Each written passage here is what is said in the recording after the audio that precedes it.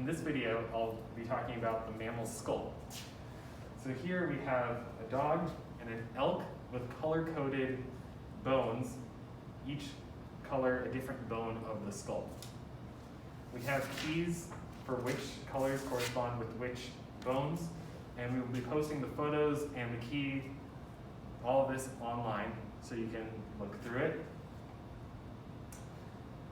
In addition, and the reason why we need to know the bones of the skull is because when you use your key to identify species, it will often refer to particular bones, and you need to know what's going on.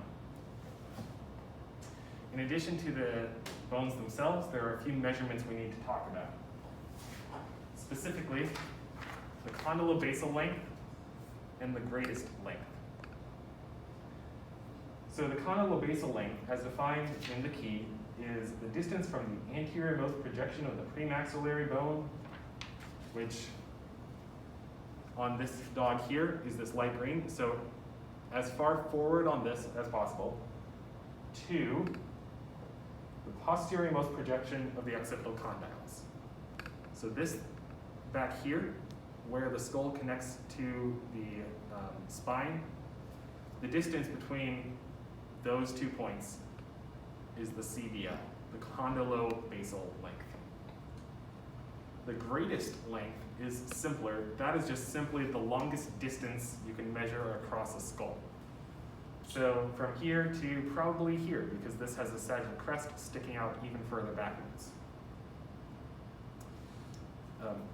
When we're measuring these things, we're measuring the skull bones, but not including the teeth. So now as an example, let me pull up this raccoon skull. If I'm measuring the CBL, I'm going from as far forward as this bone here to the back of these 2 bumps here. So with this right here, I see that is 112 millimeters. If I want to do the greatest length, I turn it sideways and see just how big it can go. In this case, 100 and looks like about 118 millimeters.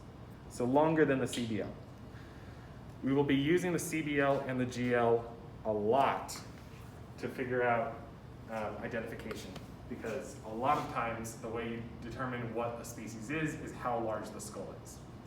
So this is a measurement that we really need to become familiar with.